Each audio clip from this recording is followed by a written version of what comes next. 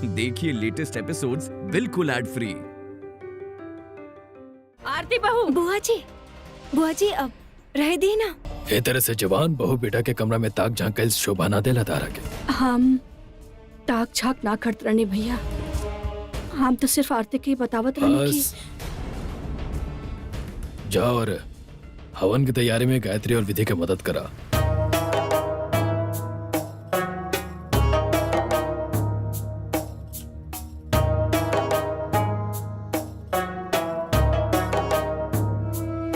विधि आरती के फोन करत रहा, एकर मतलब आरती घर में नहीं खे और विधि झूठ बोल रहा बिया।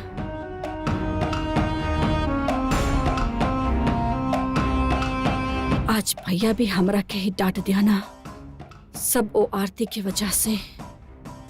सब घर वाली के लाडली जन बन गई बिया, लेकिन आरती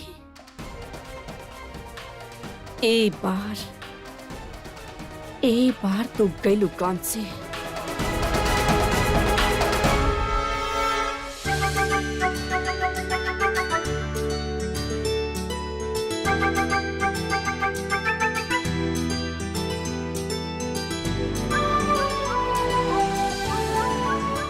रुक जाएं।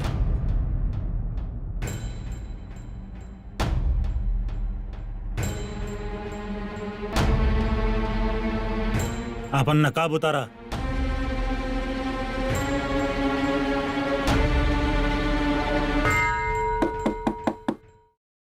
के आजा।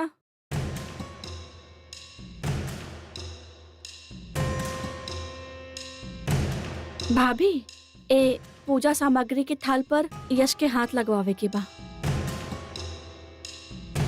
ऐसन पंडित जी कहले हम। तो जीजी आप चल जाए ना यश के कमरा में, हाथ लगवा ली उसे। हम चल जाती, लेकिन एक थाल पर माता पिता ही यश के हाथ लगवा सकेले, ऐसन पंडित जी कहले हम। आप लोग जा रहल बानी ना? अच्छा।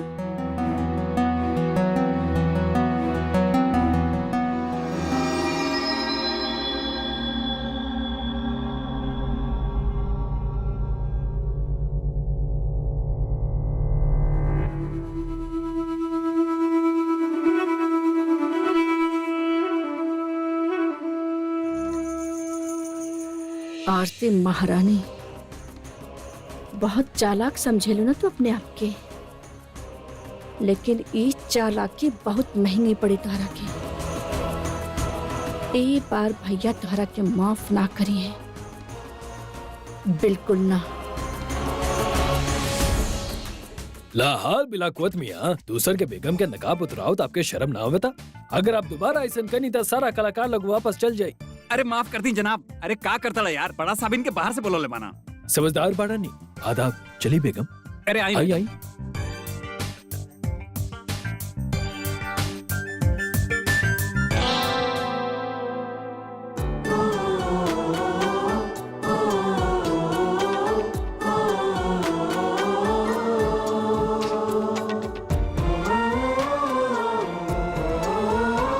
सॉरी।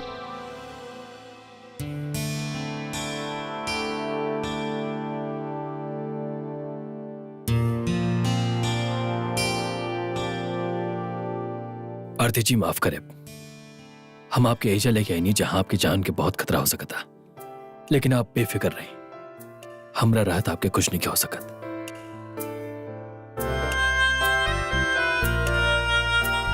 चलिए। आपके कहे के जरूरत नहीं खे यश जी, हम जानत आनी कि आपके रहते हमरा कोनो बला छू भी ना सकेला।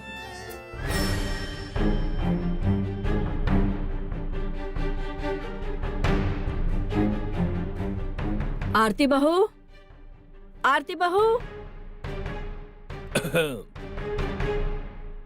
यश, दरवाजा खोला। आरती बहू, आरती बहू।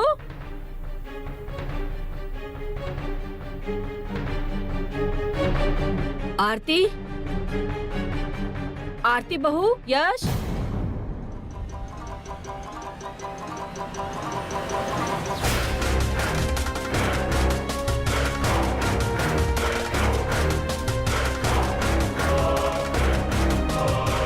यहाँ तक केहू भी नहीं खींची। कहाँ चल गई होखी यश?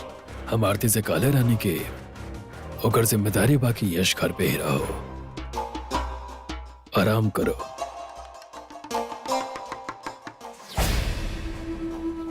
लेकिन ऐसा भइल ना।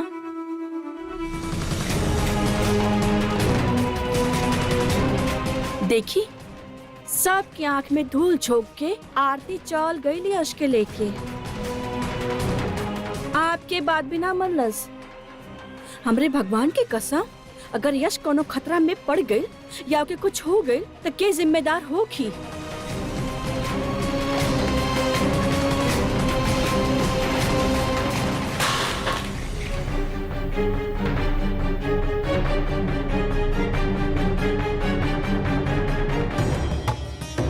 नीलम जी एहुजा नहीं खे। यहाँ भी नहीं खे, लेकिन आप चिंता मत करी।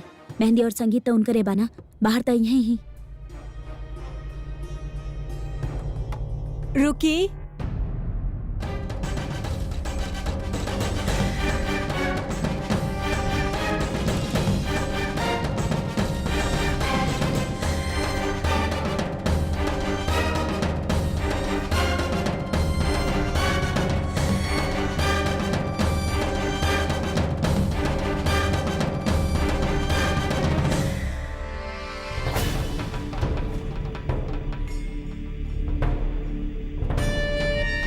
सुनी जीनत जी, संगीत के प्रोग्राम में बहुत बड़ बड़ लोग आवे वाला है, तो आप लोगन के नाच गाना कुछ ई तरह से होखे के चाहिए कि सब लोग देखत रह जाए। वैसे तो आरिफ जी और आप भोपाल की महफिल के सजावे खातिर ही लखनऊ से बाहर निकलेनी। यही से हमने चाहेनी कि ई शादी भोपाल की सबसे बेहतरीन शादी साबित हो। सब लोगन के मुंह से एक ही आवाज निकले के चाहे कि वाह, मंत्री साहब अपन बेटी के शादी कितना धूमधाम से कैले बाड़े। आप समझ गई नी ना? क्या बात है? लगता समझने नहीं आप लोग। अब ना ना, हमने के सब समझ में आ गए। आप बिल्कुल चिंता मत करी, आप जैसन चाहतानी वैसन ही होई। आपके कौनो भी मेहमान यहाँ से मायूस होके ना जाई, ये हमने के आपसे वादा बा। अब हमने प्रोग्राम शुरू करी। जी बिल्कुल।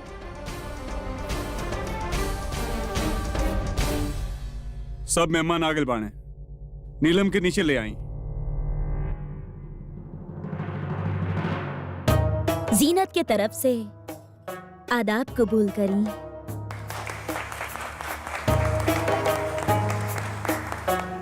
अब हमारा आप सबसे गुजारिश बा, हमनी के साथियन के भी उहे गरम जोशी से इस्तकबाल करी जैसे हमार कई नहीं।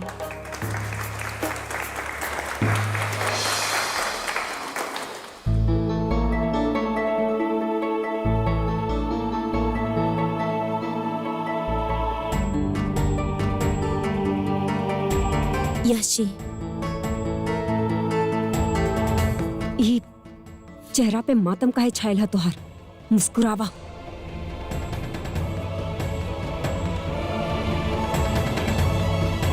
चलो बेटा।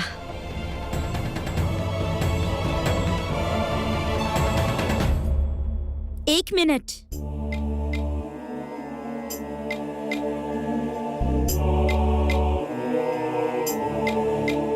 माशाअल्लाह, बहुत खूबसूरत लगताड़ू।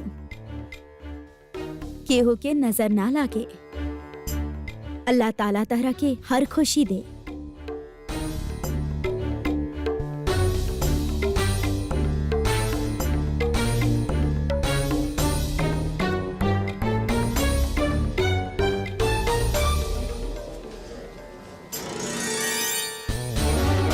हम आरती बानी, चिंता मत करा। यह चेयर हम ही है बानी, हमने अपन वादा पूरा करे आयल बानी।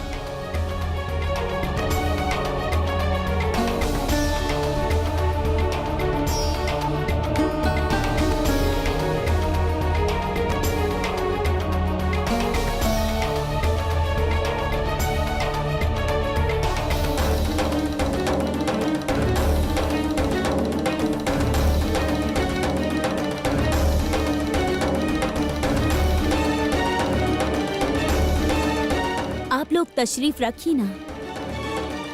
हमने प्रोग्राम शुरू करतानी।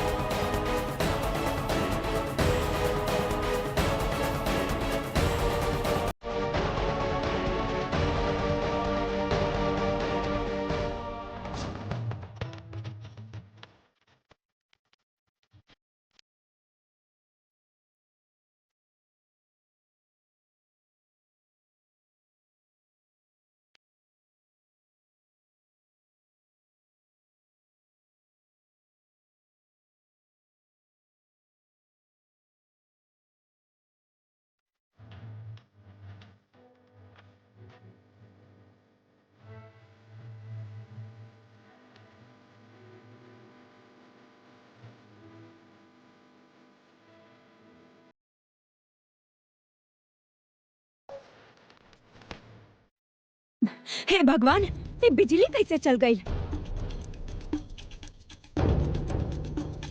अरे यहाँ खड़ा होकर हमार मुंह का देखा तड़ा। जा देखा बिजली कहाँ गई बा, जा। ये बिजली के भी अबे जा गिरल।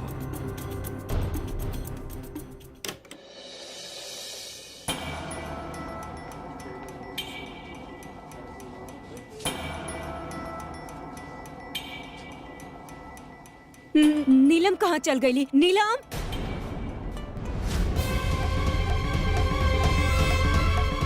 हम जानता नहीं वो कहाँ गई बाड़ी।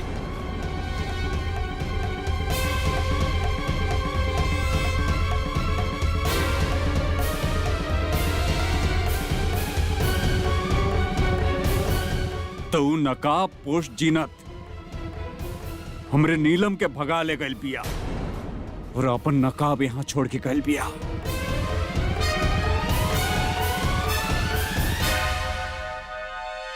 एक मिनट सर, सर कुणाल अपना कमरा में नहीं खे, लागत बा ओके भी भगा के ले गेले।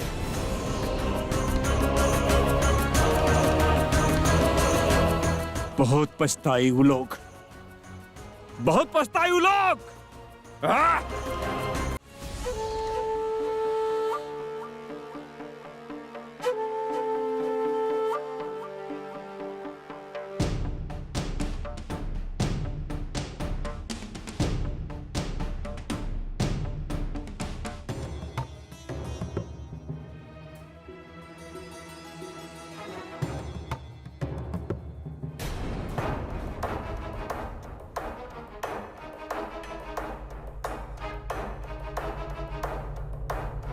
एजा आप लोग के डरे के कोनो जरूरत नहीं है।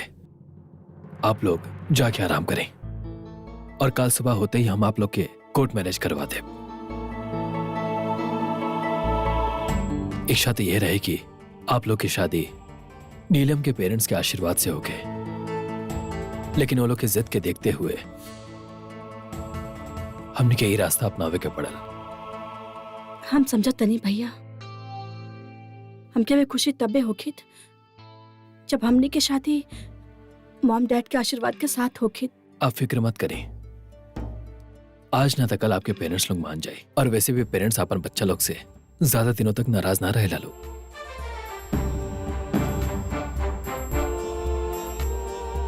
जाइए आप लोग तनी देर आराम कर लें। थैंक्स भैया, थैंक यू।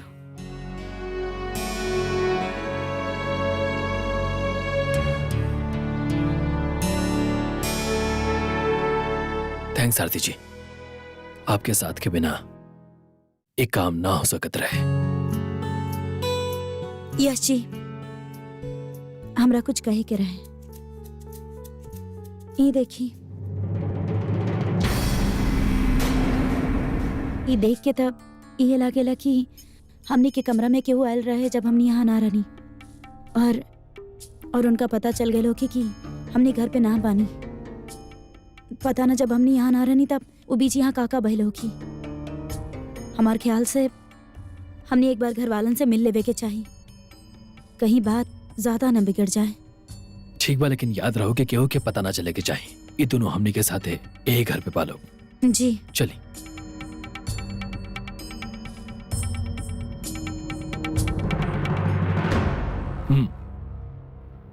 ठीक बा, हम बात करते नहीं आपसे।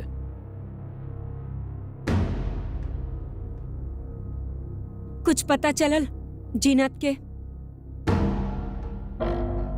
मैडम, जीनत बेगम तो अपन साथी जन के साथ है कोनो प्रोग्राम के सिलसिले में रात के फ्लाइट से दुबई चल गई पड़ी। ऐसे कैसे हो सकेला?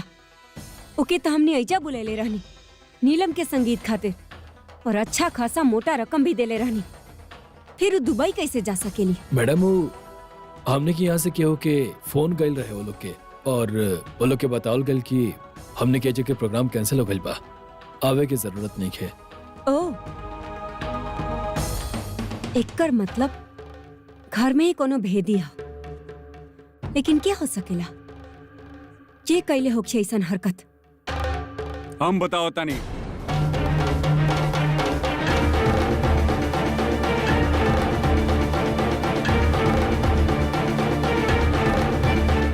इस सब वो हमार नया वेडिंग प्लानर करीम को कैल थैल हा।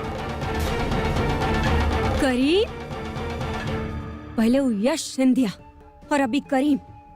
लगातार दुनिया के जितना भी शादी प्लान करे वाला हा, हमनी के जिंदगी में राहु और केतु बन के बैठल बाड़े। समझ में ना आ रहा का करी। कैसे पता लगाई कि जीनत बन के आखिर कौन लेके आयल रहे और हमनी के बच्ची के कहाँ लेके चल गईली। आप फिक्र मत करी, हम अपने आदमीन के वो करीम के पीछे लगा दिल बानी, वो जल्दी पकड़ाई। देखिए हमनी के करीम ना चाहिए, हमनी के वो छमक छलो चाहिए जो हमनी के बेटी के लेके भाग लिया। पता ना हमनी की बेटी कहाँ होगी, कौन हाल में होगी। हे भगवान, ये हमनी के बच्ची के शादी में इतना अड़चन आखिर काहे आ रहा।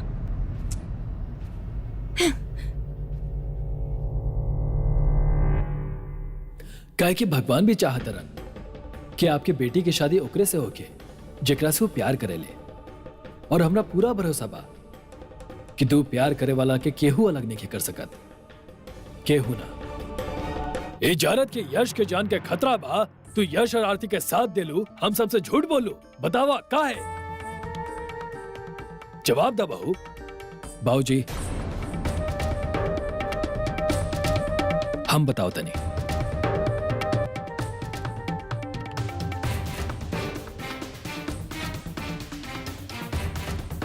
ना तू ना यश, ये जिम्मेदारी हम आरती के सौंप ले रानी। जवाब भी यह दिया। बतावा कहां गए रहलू यश के साथ लेके? ऐसा कौन सा बात जेकरा के लेके ना यश का अपन जान के ख्याल बा, ना तारा कोनो बात के ख्याल? बोला तू कबले हमने के विश्वास के यही तरह से तोड़ते रहबू? कबले अपन मर्जी चलावत रहबू? और हमने के कबले तारा के मौका देते रहे अपन भूल सुधारे के? आज भी हमरा मना करला के बावजूद तू यश खेले के बाहर गयू। हमने के यही सोचत रहनी कि तू लोग अपना कमरा में आराम करत रहो। विधि बहू भी जो ना झूठ में तारा लोग के साथ देता रही, ऐसा कौन सा बात बा जो हमरा से छुपाल जाता और का है? बाबूजी इनकरे में कोनो गलती नहीं है, उता हम तो गलत नहीं खा यश। ताहरा के रोके के पूरा अधिकार बा हमने के। नहीं चाहत के हमार बेटा पे कोनो संकट आओ, यही से रोके नहीं। ताहर जिंदगी में दखल देला के कोनो इरादा नहीं है हमार। वो तूफान रात में भी बिना केहू के परवाह के ले चल गए तू। अगर इस समय पर ना पहुंचती तब तू आज ही जा।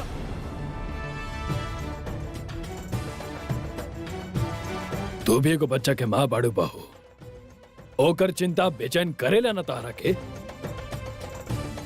और तूहे एकरा के मौत के मुंह से बाहर खींच के एक घर में लेके आयल बड़ू।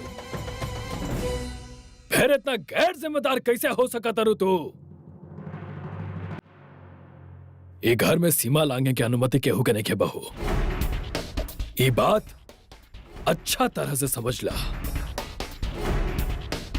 यही से अभियो पूछा था नहीं, हमरा के सच सच बताता कि ऐसा कौन सा वजह रहे जो तारा लोग के घर से बाहर लेके गई चोरी छुपे।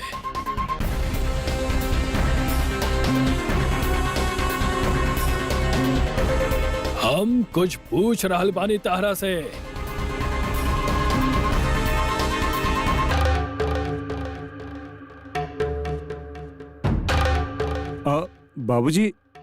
बाबूजी गजब हो गइल बा।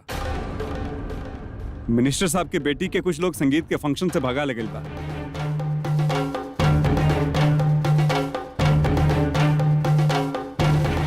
ऊ कोनो डांसर आइल रहल लखनऊ से, का नाम बतौले रहल ओकर? हाँ, जीनत और ओकरे साथी का हाथ बैगरा में। और नीलम जोने लड़का से शादी कल चाहत रही है, वो लड़का भी मिनिस्टर साहब के कैद से गायब हो गइल बा।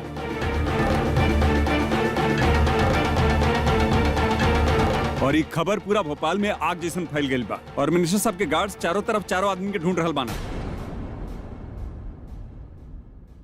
मिनिस्टर साहब और उनकर पत्नी के स्वभाव के बहुत अच्छा से जानता नहीं हम। ये धोखा के सहन ना करी वो लोग। अपन बेटे के ढूंढने खातिर जमीन आसमान एक कर दिया। फिर अपन बेटी और ओकर साथी के जौन करियन तो करियन और डांसर और ओकर साथी के तो जिंदा ना छोड़िया। बहुत दूर ले पहुंच बाऊं कर, जिंदा ना छोड़िया नो लोग के।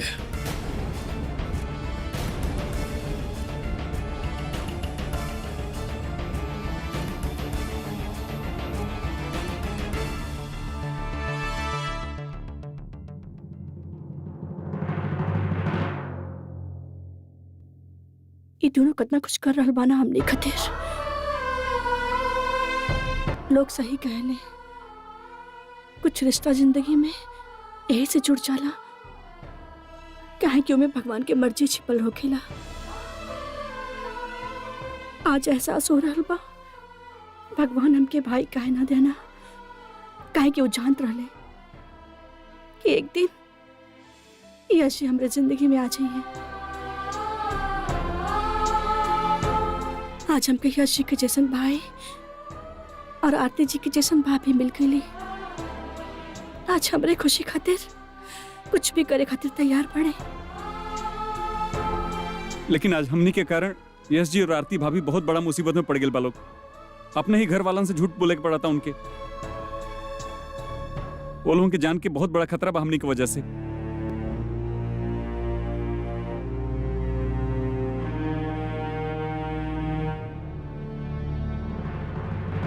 भोपाल आके तो तोहार मम्मी हमके सबसे शॉकिंग न्यूज देली कि तू अपन आरजे के जॉब छोड़ देले बाड़ू। पता हमके कि तू कितना शौक से ही काम कैल करत रहलू और कितना इम्पोर्टेंट रही जॉब तोहरा खातिर। फिर का हो गई? अब का बताए मासी, जब प्रतीक से प्यार कैले रहनी तभी ना पता रहा कि सिंधिया परिवार में शादी करे से ई सजा मिली हमके।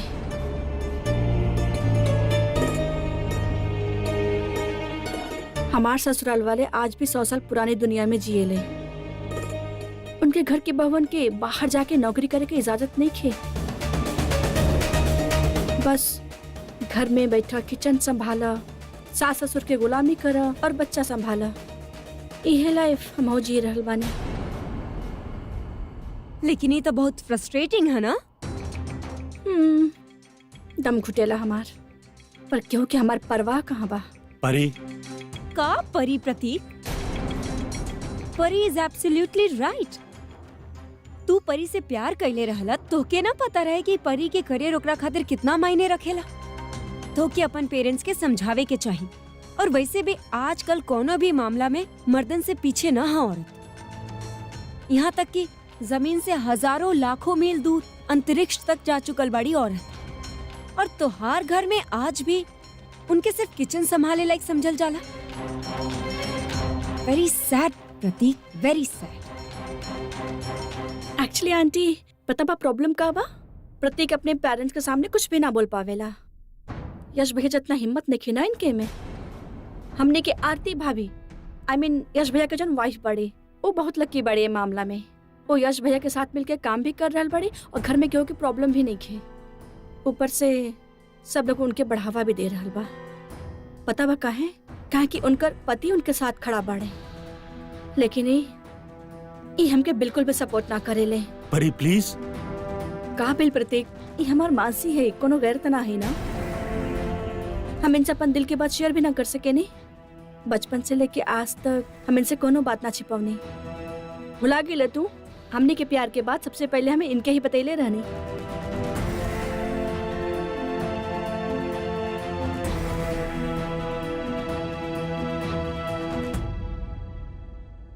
ओके, आई एम सॉरी अगर हम तोहरा के हर्ट कैल होगी तो। आई होप यू अंडरस्टैंड कि हमारे साथ वो घर में जौन कुछ भी हो रहल बा, हम उससे खुश नहीं की प्रतीक। एक्सक्यूज मी, हम क्या इम्पोर्टेंट कॉल करे के बा?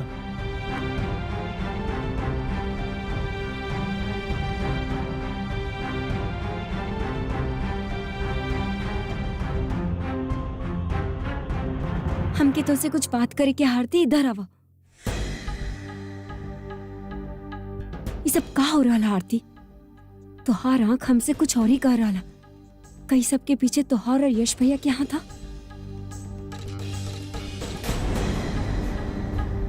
हे भगवान आरती, ये का कर देलू तू? अब का करनावा कर देला हमने के आरती बहू। जरा हम हो तो सुनी हाँ बुआ जी देखी ना, यहाँ पर ही दूध कब से उफन रहा और गैस बंद भी ना कैली आई। एकर ध्यान पता न कहाँ रहे लगल हा। सामने खड़ा बाड़ी और ये दिखाई ना दे रहा। पता न कहाँ खोल खोल रहली। सारा ध्यान हमके ही रखे के पड़ेला।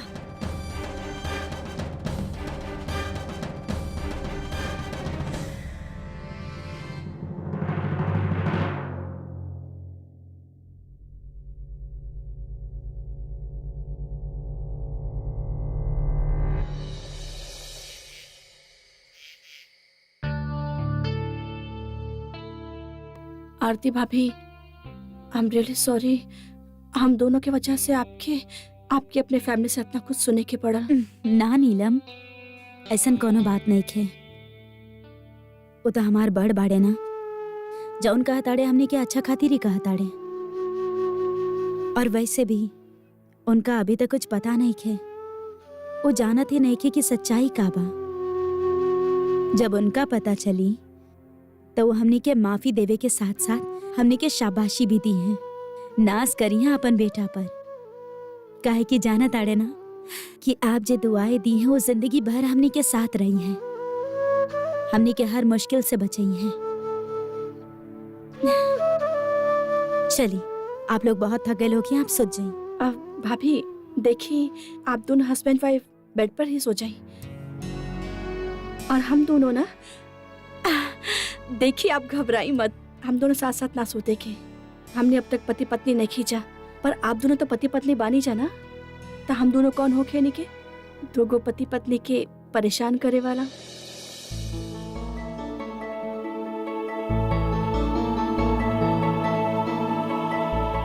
हाँ ना, ऐसा कोनो बात नहीं है। हम चेंज करके आओ नहीं।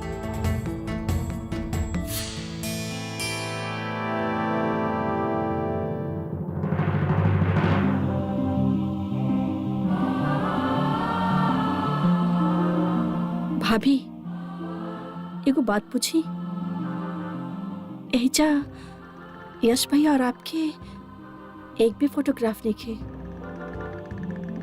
बल्कि क्यों और के साथ बा? ना ना, ये और केहू ना, यश जी के पहला पत्नी अर्पिता जी बाड़ी।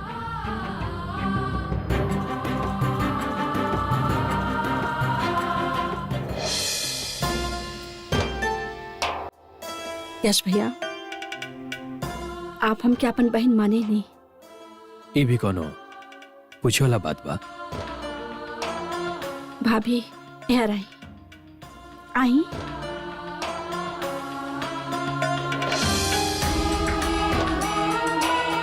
यश भैया, आपका प्यार कहीं खोवल नहीं खे। आपका प्यार यही जगह, आपके पास, आपके सामने। अपने अतीत के भुला के अपने आज में जिए की कोशिश करी।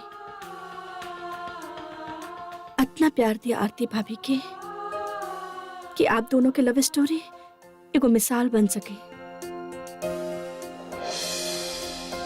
तो हर जगह क्यों नहीं ले सकत, क्यों भी ना।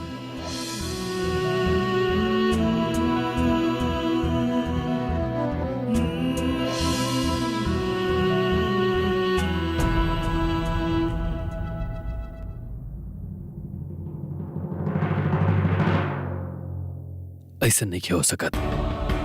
जिंदगी में प्यार खाली एक बार होला। हम और आरती जी, हम दोनों ही बात के मानी ले।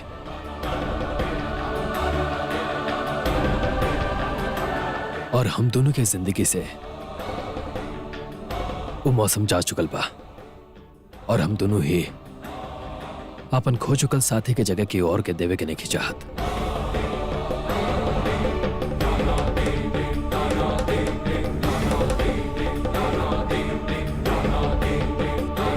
हमने की शादी अपन बच्चन के खुशी खातिर कैले बानी।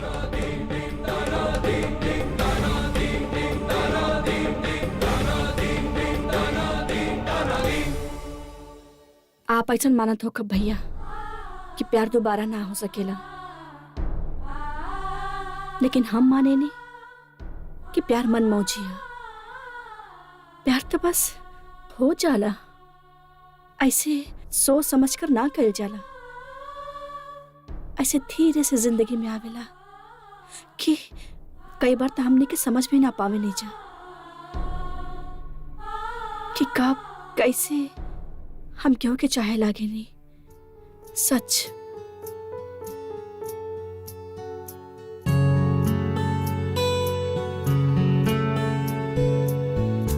नीलम जी, रात बहुत हो गई बा, आप जाके आराम कर ली। नीलम जी ना, नीलम,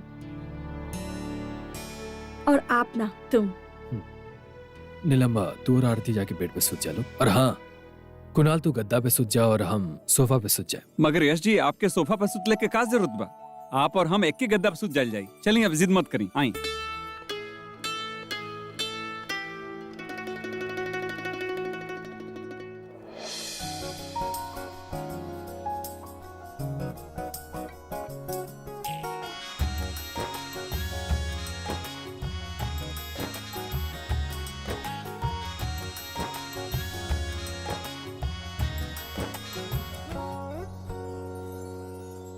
कभी तुम भी ये कह दो ना, तुमको है मेरी जरूरत। मुझे हर पल चाहते हो तुम, मुझसे है तुमको मोहब्बत। देखूं अब तो कोई सूरत आप ही बस दिख जाए हमें, हर उलझन को सुलझाए कसक मीठी सी दे